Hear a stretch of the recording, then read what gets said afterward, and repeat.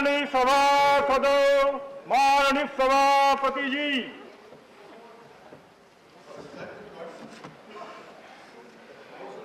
Question number 181 Shri Mujibur Khan ji.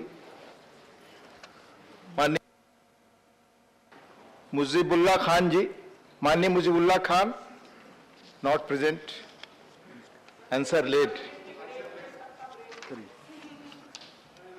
First supplementary Shri Amar Patnaik ji.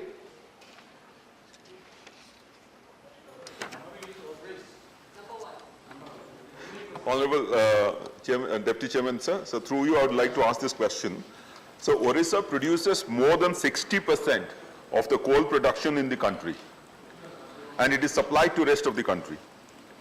But the coal cess, which is levied as clean energy cess, has now been appropriated towards GST compensation.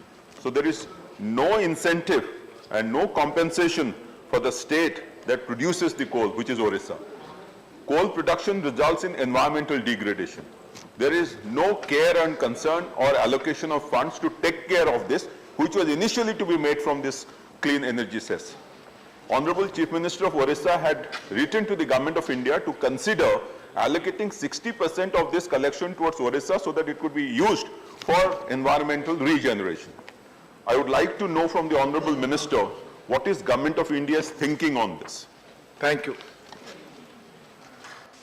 Sir, basically question is on increase of royalty, but the Honorable Member has specifically questioned about the cess.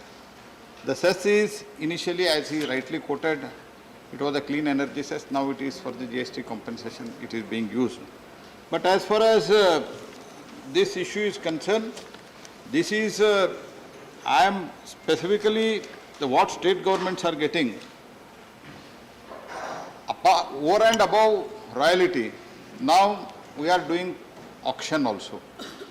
And not only that, DMF is added to it, and also for the exploration and other things, states except the states of royalty and DMF, and also rural,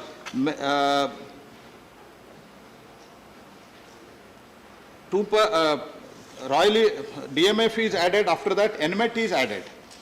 And also now the Odisha is doing extremely well. Odisha is doing so well that their revenue has gone up like anything. And still more is required, and you come out with, we have already given you number of coal blocks and number of mines. And let me complete. And whatever the Odisha government has requested, we have honored. And now all put together, including 2.5% GST which goes to the state, DMF and NMET and royalty, all put together, now 21% state is getting, and as of now, the suggestion is not under consideration. Thank you. Srimati Fauzia Khan ji.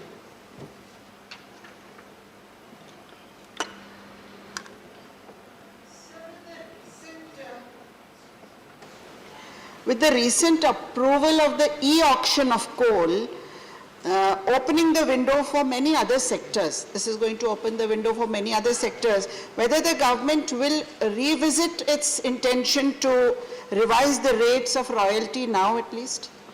No, that's what I have already replied. All put together, after 2014 when the royalty was hiked or increased, rather revised, after that, NMET is added, DMF is added, and GST 2.5% is also added. And it is on ad valorem basis. Whenever the prices of the coal goes up, or any mine for any mineral for that matter, that much will be added because it is on percentage, ad valorem basis. So that's why, as of now, it is not under consideration, because if you increase the coal royalty, 100 rupees per ton, if you increase, then 6 paisa there will be increase per unit of the electricity. And it doesn't just affect, it is a cascading effect will be there. It is not just that it is just one coal price per ton is or royalty is increased, it steel, cement, so many other things, and including the consumer will be it will be, he will be in the loss or he has to face the consequences. That's why that is not under consideration as of now. Thank you. Mani M. Thambidurai. Just now, Minister replied that even the royalty of the coal is not nowadays not going to increase. You know very well, sir, Railway Lignite Corporation is a big corporation in Tamil Nadu. It is producing a lot of coal and generating power and supplying throughout all other states also. Kerala, Karnataka also are sharing it. Therefore, at the same time, the state government is demanding more money to further to improve it, whatever getting benefits that has to be given to Tamil Nadu. Otherwise, and at the same time, Tamil Nadu is facing shortage of coal now. Many times, many ministers have come represented the minister, other minister, requesting supply the coal.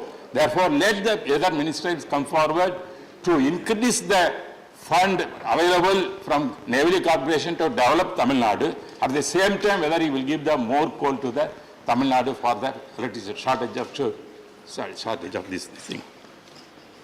Sir, question is related to the royalty and I have replied that. Yes. As far as Neyveli is concerned, we are ready to supply electricity and we have also have the PPA and many other things with the state government. And many a time state itself, they are surrendering the power which is supposed to be supplied to the state government by the Neyveli Lignite Corporation. So whatever other things, may it be the job for the Tamilians and many other such things, Neyveli is doing, and even CSR activity also we are doing it. So now and coal, as far as supply of the coal is concerned, whenever normally Tangenco used to import it, but now the import price have highly increased. Now they are demanding more coal, but we are trying to meet out their demand. Thank you. Question number 182, Mani Shri K.R. Suresh Reddy ji. Not available. Mani Mantri ji. सभा पटल पर रख दिया गया. First supplementary, Mani Shri GVL Narsim Rao.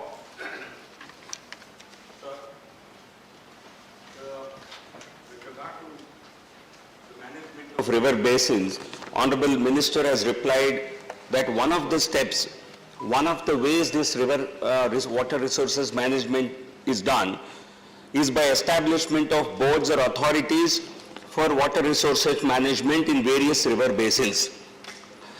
But in respect of Andhra Pradesh and Telangana, in respect of management of water, Krishna and Godavari waters, a gazette notification was issued by the central government on 15 July 2021 to regulate supply of water between the two states.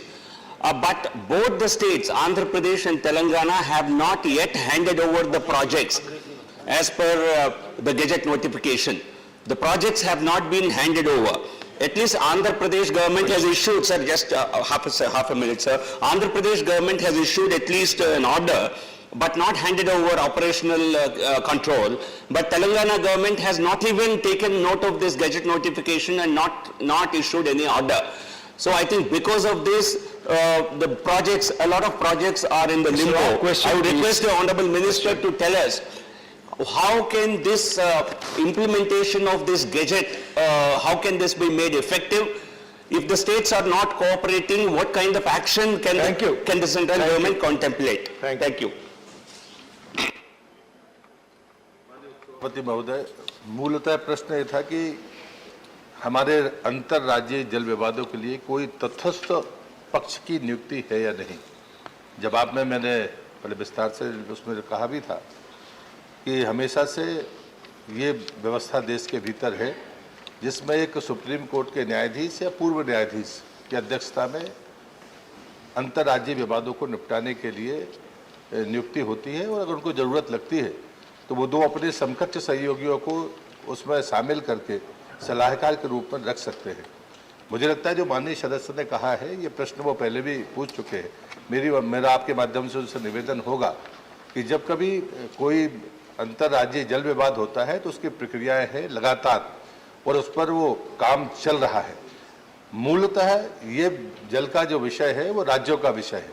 दोनों राज्यों की सहमति होनी चाहिए. प्रशासनिक स्तर पर भी बातचीत होती है, मंत्री स्तर पर भी बातचीत होती है। मुझे आपको बताते हुए, आपके माध्यम से सदन को बताते हुए गर्व हो रहा है कि हमारे माननीय मंत्री जी ने इस बीच में लगातार 2 बार बातचीत भी की है और जो अथॉरिटी है वो लगातार बैठ रही है। मैं मानता हूं कि जल्दी से, पर ये सच है कि टर्मिनल्स में काम करते समय दोनों राज्यों की सहमति आवश्यक होती है। सरकार उस पर पूरी तरह से सजग है और लगातार उस प्रयास को कर भी रही है। धन्यवाद। डॉक्टर श्रीमती अम्मी याज्ञनिक जी। Sir, so I would like to ask the Honorable Minister a very pertinent question.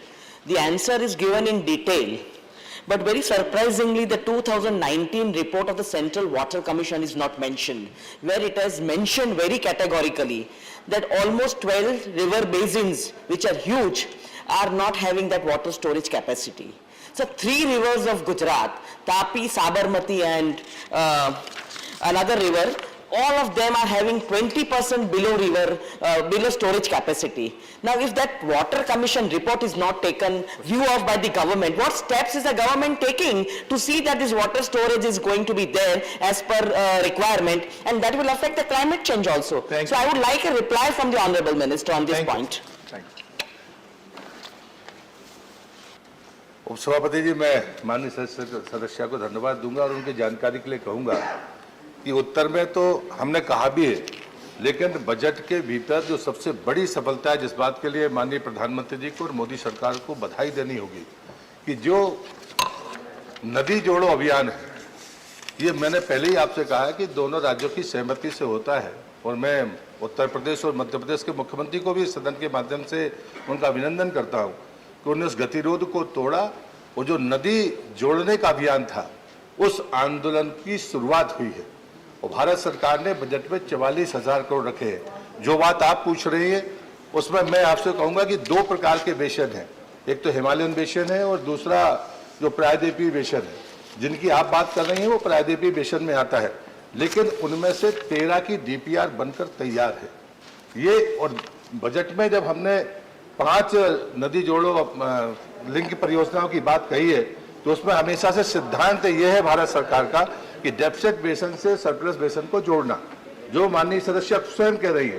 पर मुझे लगता है कि इसमें अंतरराज्यीय परिस्थितियां होती हैं, उनकी जैसे ही सहमति बनती जाती है, हमारी डीपीआर उसके आधार पर बनती जाती है। अभी तक हमने 13 बेसिन के लिए डीपीआर तैयार की है। माननीय ऑनरेबल श्री जोस के money. Sir, globally India is ranked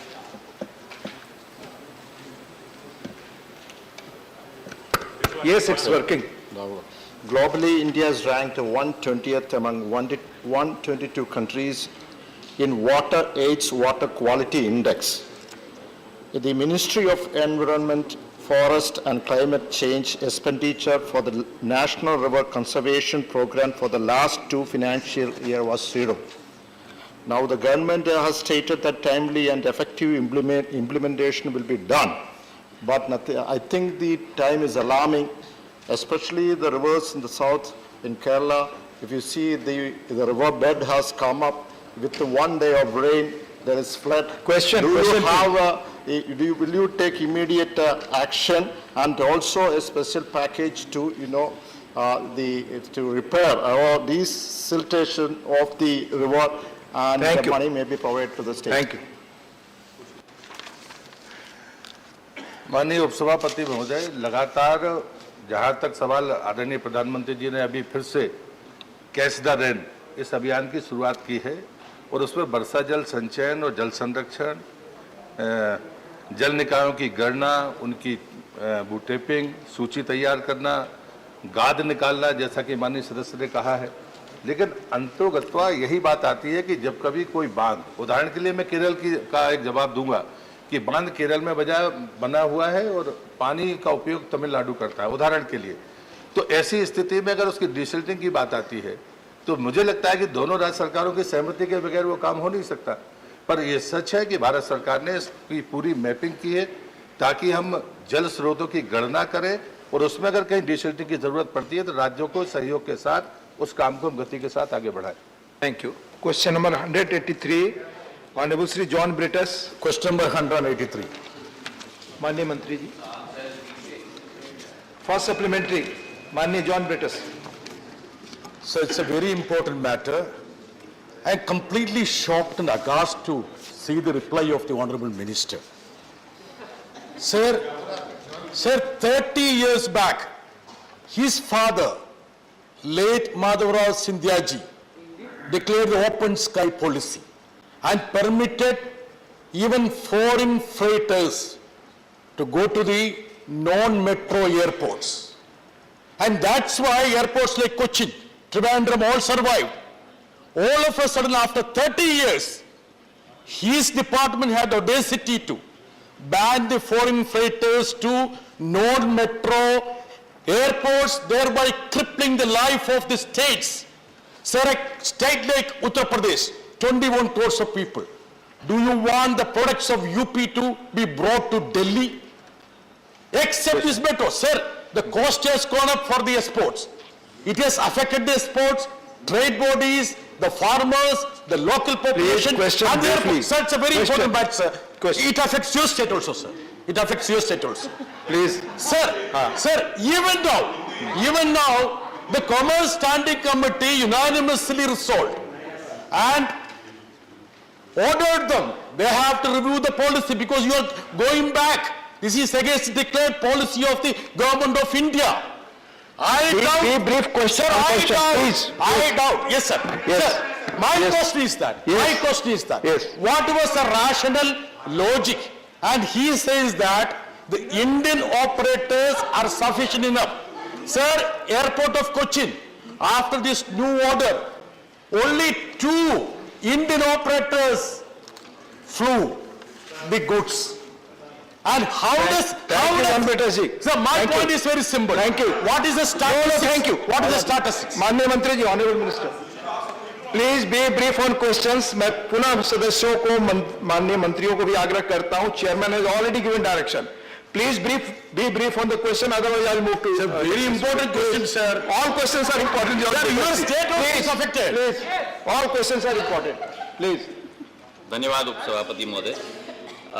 I will request your indulgence, उपसभापति महोदय, because I think it's important to give a very detailed response to the honourable member.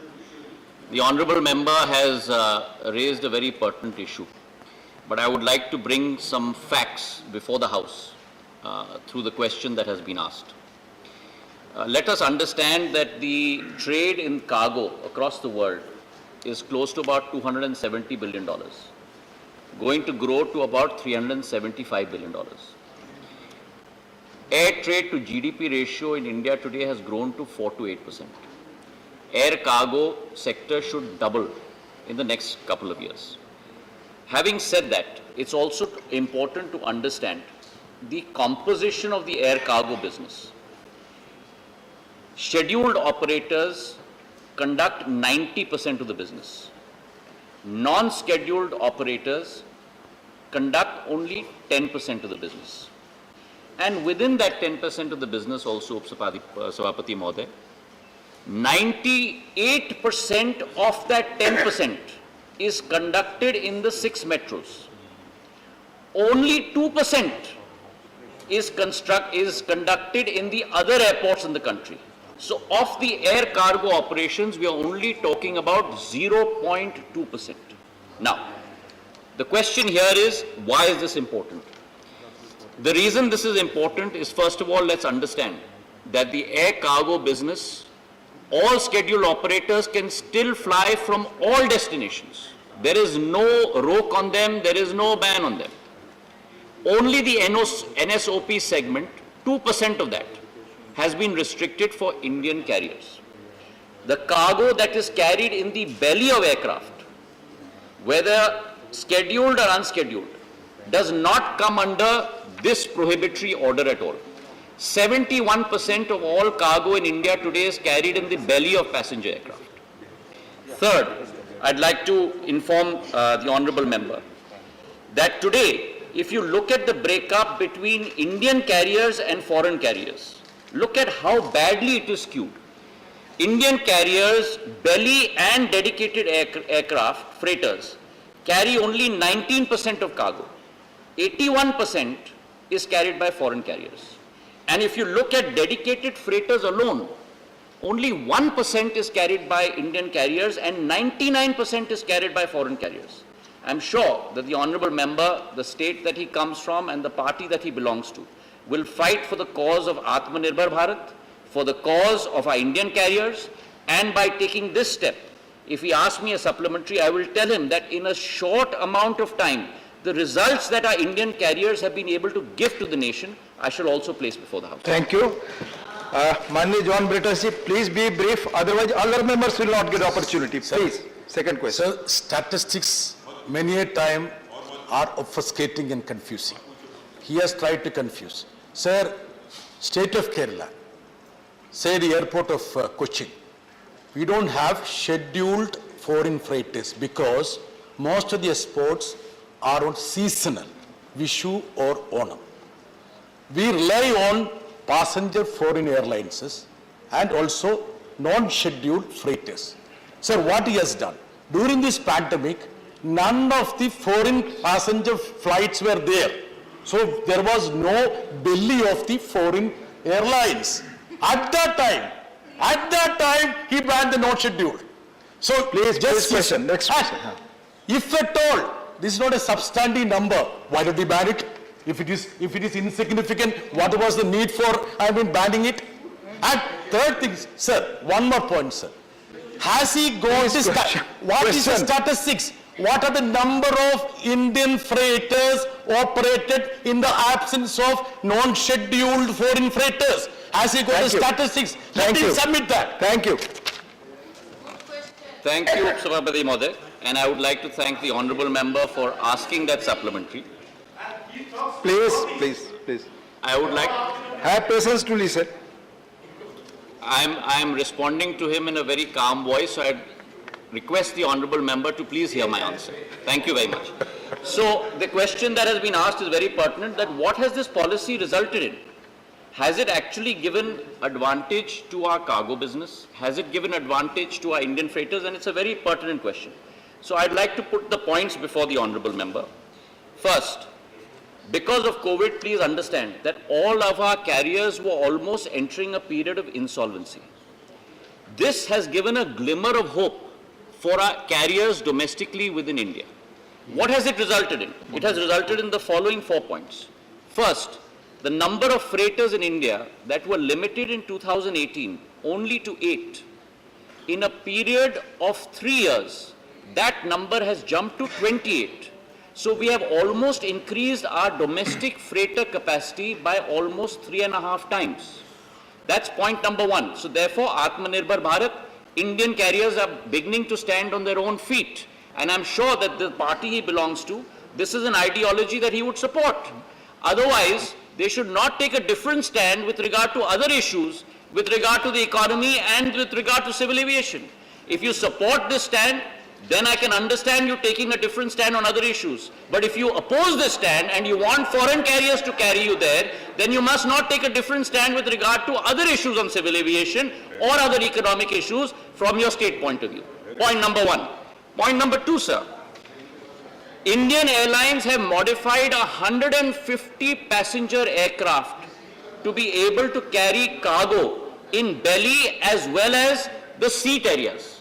So therefore, our cargo capacity, in addition to the freighters increasing from 8 to 28, even our passengers have gone from, if I may use the term, P to C, passenger to cargo, 150 planes. Third, sir, May 19 to May 21, what was our share of international cargo traffic movements? A measly 1.8. Please. A measly 1.8%. Today, in a period of 2 years, that share of traffic has grown from 1.8% to 19%, sir. That is what we have been able to achieve in the last 2 years as far as cargo traffic is concerned. And मैं finally, सबको sir, request कर रहा हूँ, please. No, to all members. You are asking us to be short. So- Minister can't do one. मैंने please Derek जी आपको permission नहीं है बोलने का, एक तो number one. Number two, I will clear it. Sir, I cannot- मैंने शुरू में, आपने सुना नहीं, ध्यान से सुना कर ये प्रोसीडिंग, मैंने स्पष्ट कहा था कि माननीय मंत्रीगण और माननीय सदस्य दोनों से आग्रह है. So my I final repeated point- it. नहीं, आई रिपीटेड इट सर, आप चेयर पॉइंट फिर कमेंट्स मत करिए प्लीज। मेरी आखिरी निवेदन है, मैं उत्तर नहीं दे सकता जो इनको अच्छा लगे, वो मेरा काम नहीं, आप मुझे वास्तविकता सदन के समक्ष रखना होगा। मेरा आखिरी पॉइंट है, revenue has grown from in the last 1 year, revenue from cargo has grown from 1498 crores to 2300 crores. So Indian air freighters and airlines and cargo airlines are beginning to stand on their own feet, and that's what we want in Atmanirbhar Bharat. माननीय सदस्यगण please, मैंने बार बार question और शुरू होने के बाद इस सत्र में सबसे आग्रह किया है, सदस्यों से किया है, मंत्रियों से किया है, और माननीय सारे वरिष्ठ सदस्यों को मैं कहता हूं, सबको कहता हूं, रिकॉर्ड निकाल कर देखें। पर मैं, अगर आप उन अनुदेशों का जो माननीय चेयरमैन नहीं देने, बार बार वो कह रहे हैं, बता रहे हैं, नहीं पालन करते हैं, हाउ आई शुड प्रोसीड, आप तय करें। श्रीमती झरना दास बैद, प्लीज।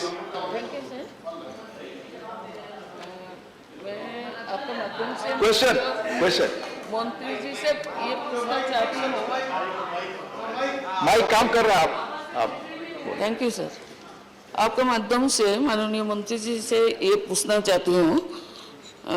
माननीय मंत्री जी कुछ दिन पहले Agartala international airport, Maharaja Bir Vikram airport चालू किया है, लेकिन फॉरेन अभी तक बांग्लादेश फ्लाइट भी चालू नहीं हुआ।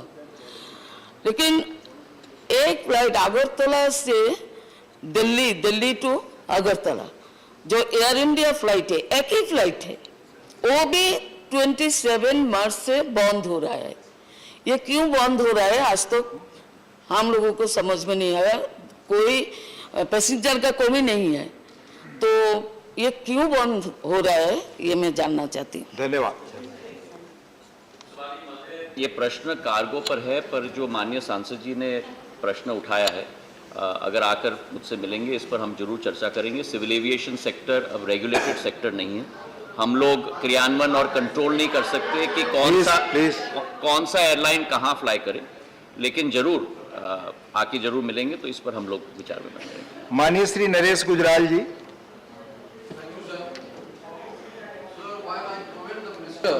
For following this policy of Atmanirbhar Bharat. The flip side, sir, that is the minister aware that today Indian carriers are refusing to pick up cargo for the last 10 days in a place like Delhi even. Exporters are facing cancellations, and the reality is that in the name of Atmanirbhar Bharat, India will suffer, Bharat will suffer, because exporters will get cancellations. And will the minister take immediate steps to redress this issue? Thank you. This is not a fact. I would like to refute that on the floor of this House. In fact, our cargo airlines revenue numbers have gone up by almost 50%. Our cargo airlines also expanding very, very rapidly. And I am sure that in the coming days, even if there is an issue temporarily for a day or two, that will be resolved. There will be no issue with regard to export of cargo from Delhi or any other city in India. Thank you. Srimati Dola Sen ji, please, Dola Sen ji, no, please, Dola Sen ji, no. माननीय नरेश जी, आपने सवाल पूछ लिया, please, उसके लिए प्रक्रिया है, अगर आप Whatever be the central government's policy of selling our national carrier Air India, or notification of DGCA of restricting foreign cargo carriers to land all over, I want to ask the Honorable Civil Aviation Minister that all this policy of Atmanirbhar Bharat of your government are creating joblessness to lot. How to justify this policy of increasing unemployment by Atmanirbhar Bharat policy? Thank you. Up Sabhapati Mohoday, as far as this question is concerned, let me say this, that the civil aviation sector is one of the sectors that has the greatest economic multipliers and employment multipliers across any country in the world. We have an economic multiplier of almost 3.1. The effects of 1 rupee of investment creates 3.1 rupees worth of output in civil aviation.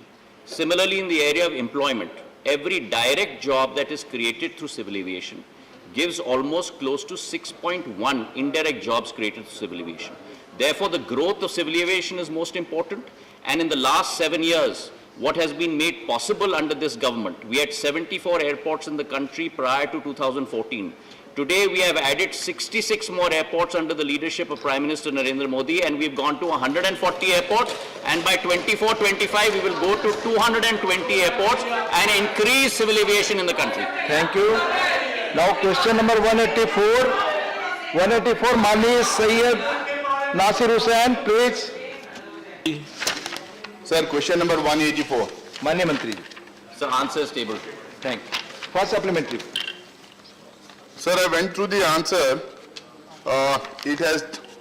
It just mentions about the passenger movement, but I was actually asking about the overall growth of aviation sector, especially in Karnataka, sir. I thought he would be giving us information about the airport infrastructure, number of new destinations, number of flights, jobs, and also the revenue earned. But he has just given the passenger movement information in this. I want to ask a specific question. It's regarding Ballari, from where I come from. Land for the airport was given long back. Land was already acquired, work was started, and I don't know for what reason the work has stopped there. And this is also the case with Rajya airport and many other airports in Karnataka. I want to ask the minister, when will the work start and when will it be completed? Thank you.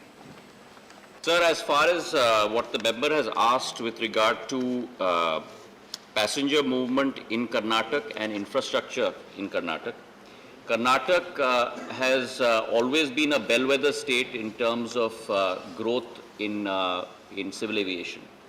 Roughly, it composes of 10% of the civil aviation traffic in the country. In the last year, prior to pandemic, we had total passengers in the country of close to about 3.5 crores, of which Karnataka had contributed close to about 35 lakhs. And we are looking at a steady progression in the years to come.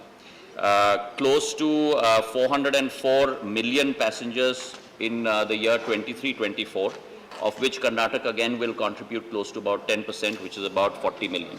As far as Bellary Airport is concerned, Upsapapati Mahoday, this is a state government airport. We have been in conversation with the state government. The state government had entered into an agreement with a private party to put in place this airport. Unfortunately, for multiple reasons, that has not been possible. The state government has taken legal opinion, and we have said very clearly that they should take whatever action to make sure that this construction starts as soon as possible. Please, thank you. Second. Mani Praful, second. Please, second supplementary. So again, the minister has missed mentioning about the jobs, flights, new destinations, and the revenue earned in Karnataka. He's just mentioning about the passenger. And again regarding Bellary, the work has been stopped. He has still not mentioned when will the work start and when will it be completed. So my second question is the government thinking of opening up defense airstrips to civilians in the places where there are no airports, especially in places like Karwar in Karnataka, where a new naval airstrip is coming up? Will these kind of defense airstrips will be opened for civilians, especially where there are no airports? Thank you. Categorically answered the honourable member with regard to the Bellary airport, and I have mentioned very clearly that the state government has to take a decision whether to terminate the agreement with the party or not. That is the state government's decision. We have given them an advisory that they can go ahead and do it. As far as using defense airports, naval or air, for civil aviation purposes, we are in dialogue with the Ministry of Defence on multiple airstrips. And we are seeing wherever there is a demand for air connectivity, those airstrips, we are directly in dialogue with the Defence Ministry to be used to be able to develop under UDAN, Ude Desh Ka Aam Nagrik, to provide connectivity to those areas. Thank you. Mani Praful Patel ji. धन्यवाद उपसभापति महोदय। मंत्री महोदय ने civil aviation के growth के बारे में तो अच्छे आंकड़े बताए हैं। मुझे भी सौभाग्य रहा है कि इस जो इनके आज के प्रयास है उसमें कुछ योगदान पूर्व में देने का भी मौका मिला। सवाल उनको एक और धन्यवाद भी दे दूं कि मेरे गृहनगर गोंदिया से उन्होंने उड़ान के माध्यम से पहली वहाँ से नागरिक विमान सेवा की शुरुआत की, तो उसके लिए भी आपको धन्यवाद। सवाल मेरा एक ही है कि जितने भी छोटे शहरों को हम जोड़ रहे हैं, ये सारे शहरों को, चाहे मुंबई हो, दिल्ली हो, कलकत्ता हो, बेंगलोर हो, हैदराबाद हो, ऐसे शहरों के साथ यातायात के लिए आवश्यकता है। बाकी शहरों के बीचों बीच आपस में जो यातायात होती है उसकी आवश्यकता है, लेकिन कम है। हर आदमी इन बड़े शहरों के माध्यम से जुड़ना चाहता है। आज अभी जैसे आपको मैंने उदाहरण दिया गोंदिया का, गोंदिया को आपने जोड़ा है हैदराबाद और इंदौर के साथ, खुशी की बात है, लेकिन गोंदिया महाराष्ट्र में है।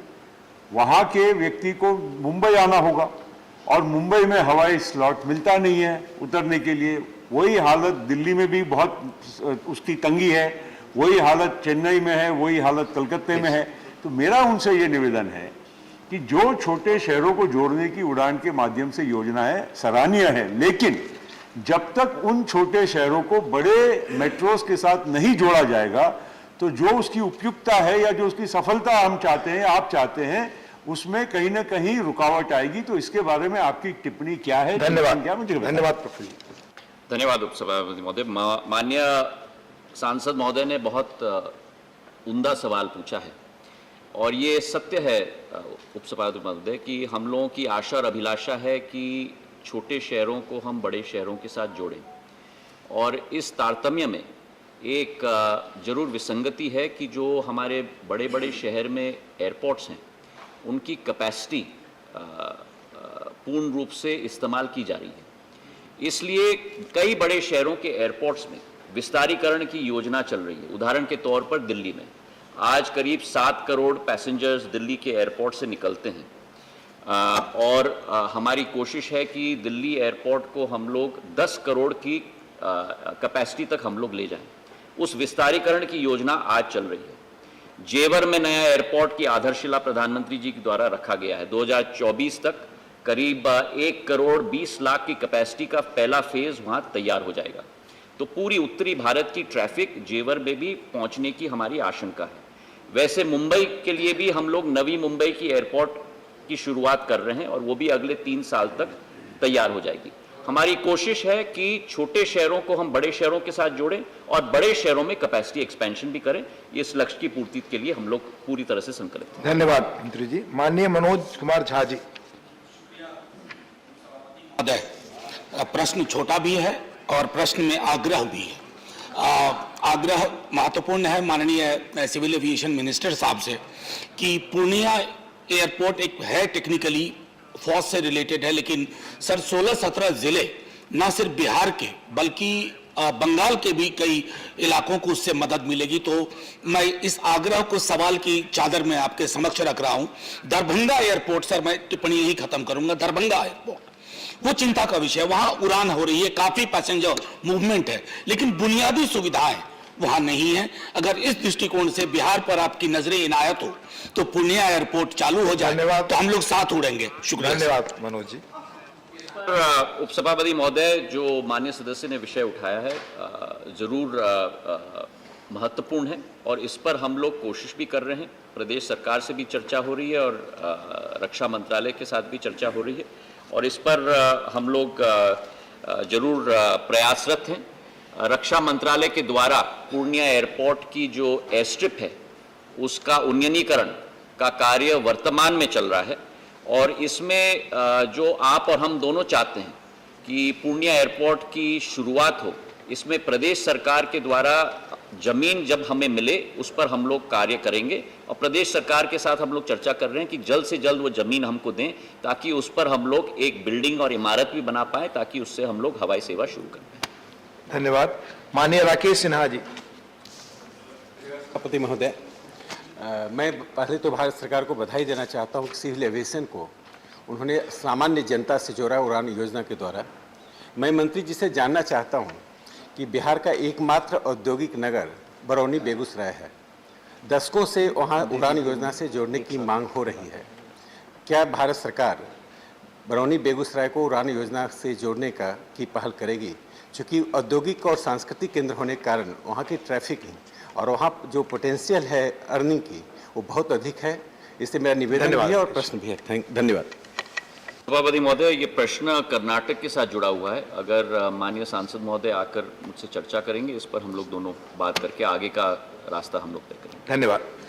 Question number 185, doctor V Sivadasan ji, माननीय मंत्री जी। First supplementary, V Sivadasan. Joblessness is the greatest crisis in our times. Here, we see a lot of examples. Sir, crores of youngsters are waiting for a job irrespective of their educational qualification. Millions of young men and women are preparing for a job in Indian military. They are the sons and daughters of workers and peasants in our nation. In this August House, the minister had given an answer to my question on the vacancies of armed forces. That shows the vacancy in army is above 1,25,000. Same kind of vacancies are in Navy and in Air Force. Youngsters are knocking the doors of authorities, but they are not responding properly. So it should be corrected. So that is why I am raising the question, the number of recruitment in the armed forces, service-wise and year-wise data since 2018. Thank you.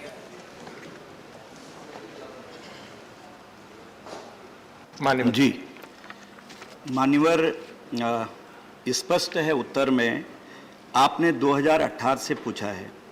2018-19 में 53,431 हमने भारतीय सेना में भर्ती किए और भारतीय नौसेना में 5,885 और भारतीय वायुसेना में 6,862। इतनी संख्या हमने भर्ती की। और इसके बाद 2019-20 में भी भारतीय सेना में हमने 80,572 और भारतीय नौसेना में 6,068 और वायुसेना में 7,222 भर्ती किए। लेकिन 2020-21 और 2021-22 में मान्यवर कोविड आने के कारण सारे प्रोसेस रुक गए हैं, सारे कार्यक्रम हमारे नहीं विश्व के रुके हुए हैं। और जैसे ही ये सब खुलेंगे और जैसे हमको गाइडलाइन मिलेगी, क्योंकि कोविड कम जरूर हुआ है, समाप्त नहीं हुआ है, इसलिए सब लोगों को चौकन्ना रहना है। इस वजह से जब भी ये खुलेगा उसको आगे उस पर विचार किया जाएगा। Second supplementary, Dr. V. The minister has suffered the COVID, and my second question is related to that. During this COVID period, the employees has been received special arrangements like working arrangements or special leaves from their employers. Whether the government has taken any kind of steps for the persons in Indian military? Thank you. हमने online में air force और navy में online भर्ती होती है, लेकिन जब ये आर्मी की भर्ती होती है तो उसमें बहुत सारे मेले लगते हैं मान्यवर, बड़ी भीड़ आती है सबसे ज्यादा। तो इसी सुविधा को देखते हुए कोविड फैले नहीं, वो हमने स्थगित किया हुआ है, रोका नहीं हुआ है। यही सुविधा हम इस समय दे सकते हैं।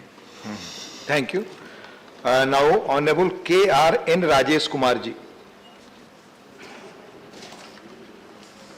Honorable respected Deputy Chairman sir, may the Honorable Minister please provide the details of the category-wise backlog vacancies of SC, STs and OBCs in armed force, especially in NDA, NA, CDS examination which are conducted by UPSC and Short Service Commission examination and another various one question only Rajesh, one question you can. जी, इसकी सूचना एकत्रित करके बता देंगे। वैसे इससे relative नहीं है, जितना पूछा है आपने उसका बताया है, आपको सूचना दे देंगे इसमें। माननीय वंदना चौहान जी। For giving me the opportunity. So more than 16 countries in the world allow women in combat roles in armed forces. The government of India has so far refused to allow women in these categories. With right to equality, changing notions of gender norms and pressing demands from several quarters, are there any plans to recruit women in combat roles in the armed forces? Thank you. Thank you, sir. कहीं पर भी रोक नहीं है, चल रहा है, आप सब जानते हैं।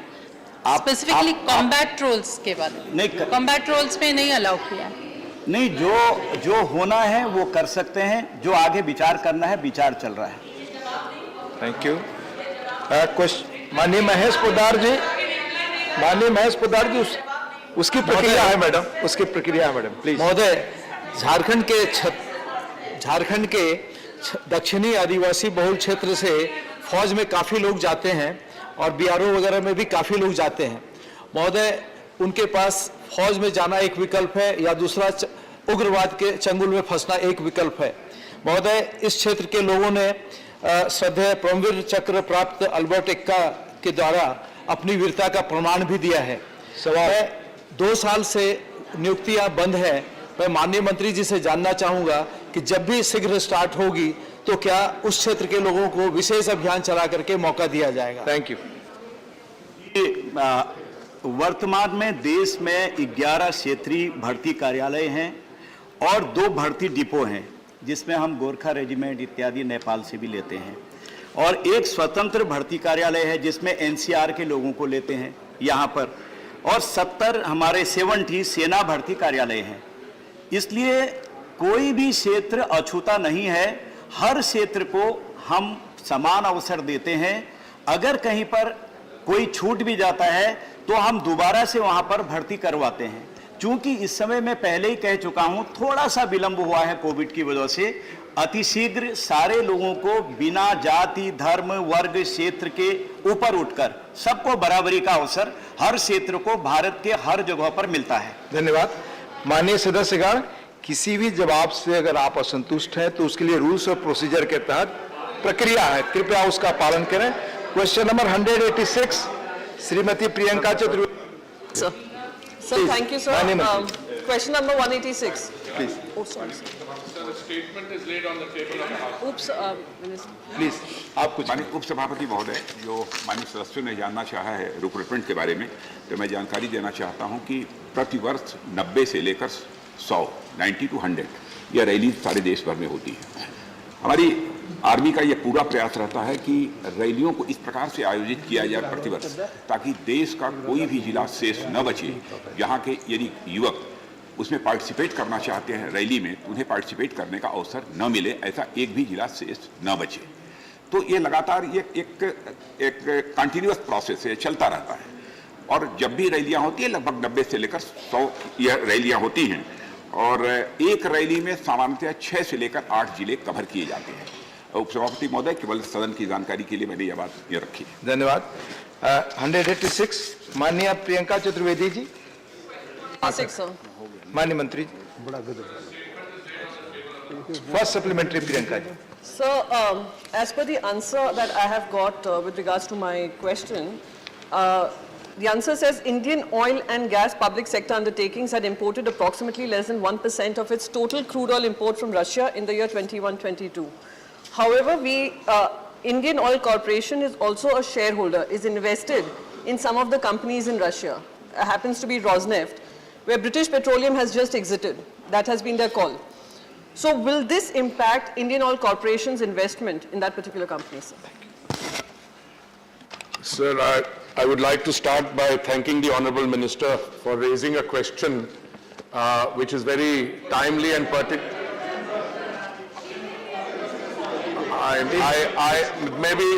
Maybe this reflects my expectation of her political rise, but I apologize. The Honourable Member.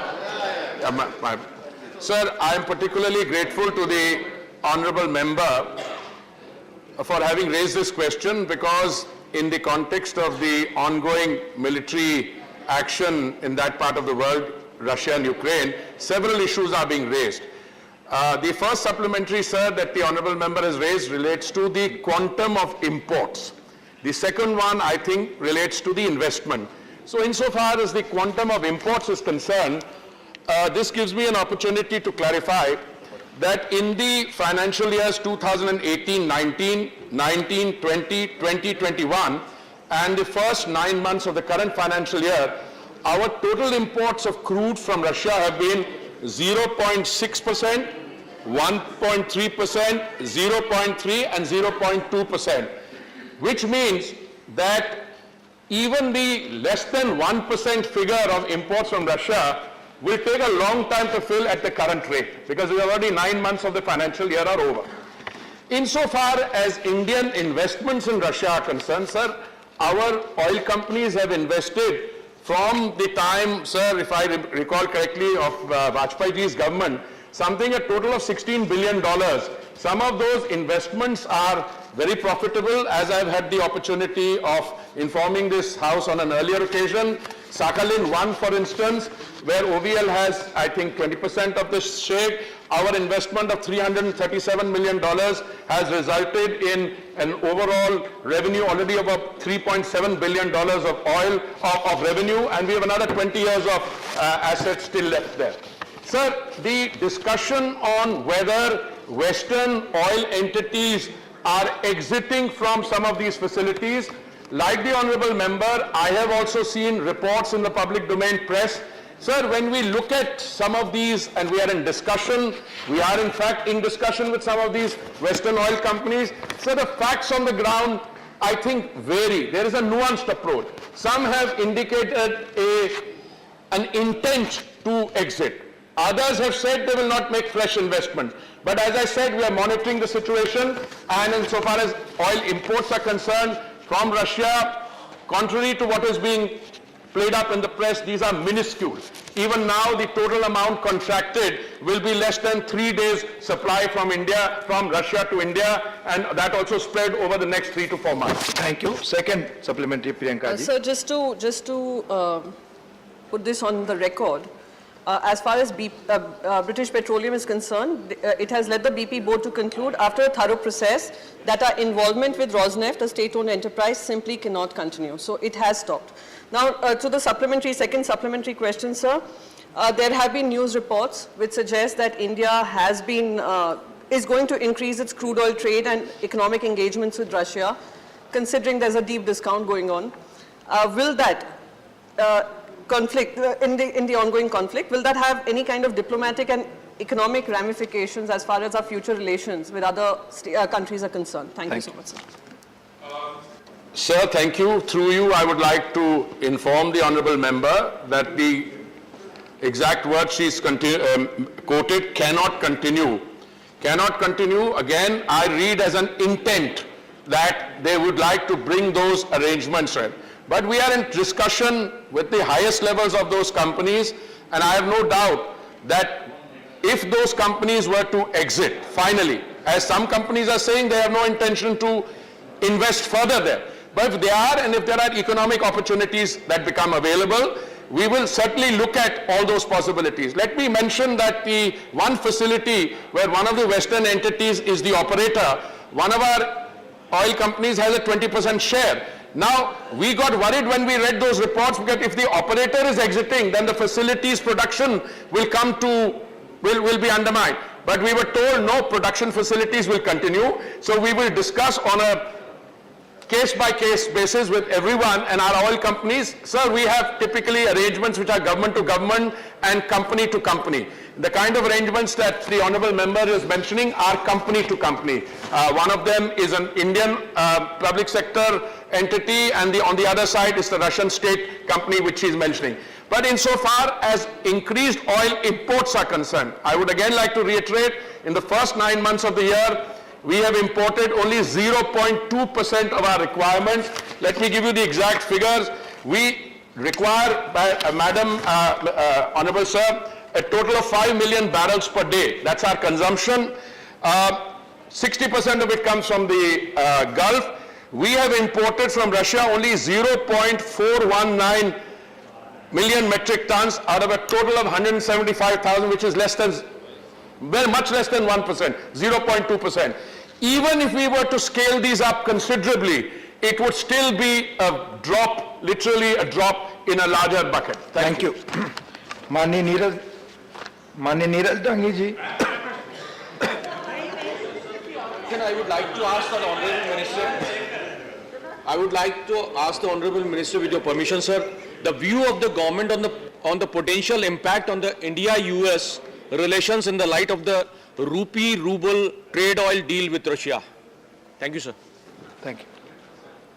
Sir, let me start by saying that India and the United States have a robust bilateral energy relationship. And let me also point out to the honorable member through you that in the financial year 2021, we imported 14 million metric tons of crude from the United States. and that this represented 7.3% of our requirements, as against the less than 1% from the Russian Federation.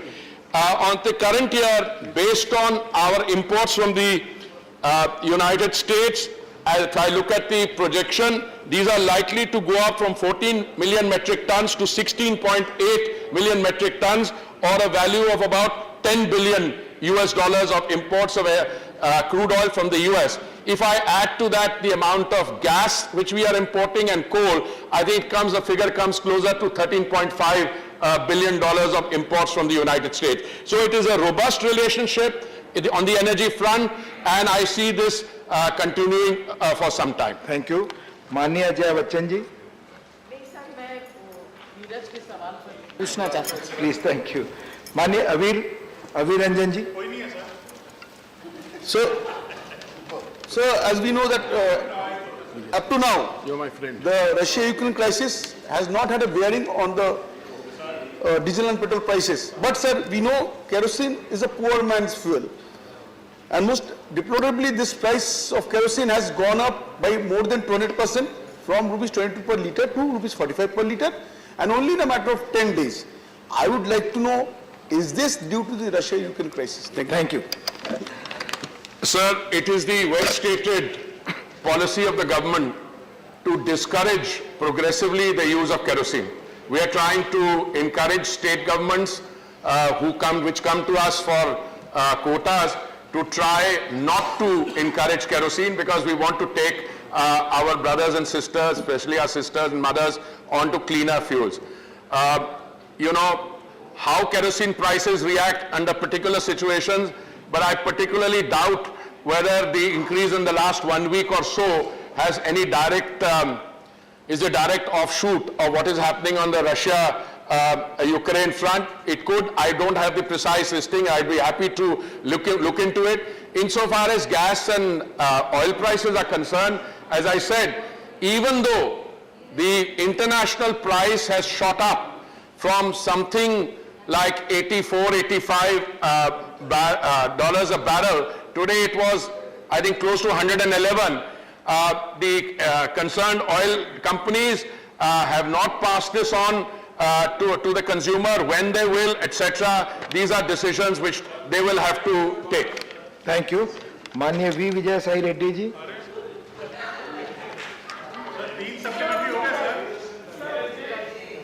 आपका नहीं होगा. Please.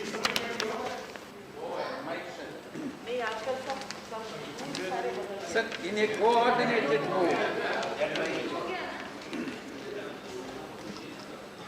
a coordinated move, with other big global consumers such as US and Japan, India released 5 million barrels of crude oil from its strategic petroleum reserves. I would like to know, has the ministry studied the impact of such release from the strategic reserves on the international crude oil prices? If so, whether prices have come down? Thank you. Sir, I would like to thank the honorable member for this question on strategic petroleum reserves and the Government of India's decision, if I recall correctly, in November of last year, when we had joined the other consuming countries, particularly, if I recall correctly, United States, Japan, Korea, and one or two others, to permit a limited release. And I think we had released about 5 million on that occasion. At that point, the prices were not as volatile, the international market, because that was well before the military action between Russia and Ukraine, which started on 24th February. On that occasion, yes, the release had some sobering impact, but you will agree, sir, and through you I want to inform the honorable member that for countries like India, which have limited strategic reserves, it cannot be a solution, a panacea. So on a second occasion, when the consuming countries through the IEA, that is the International Energy Agency, decided to do another release, I think of a total of 60 million or so, but at that stage, India had signaled an intent and a support, but we have not done the release. Sir, releases from strategic reserves can have a limited impact in given situation, but when the international market is so roiled as it is today, high prices, I think it's not limited. Many members, House stands adjourned to meet at 2 p.m. Thank you.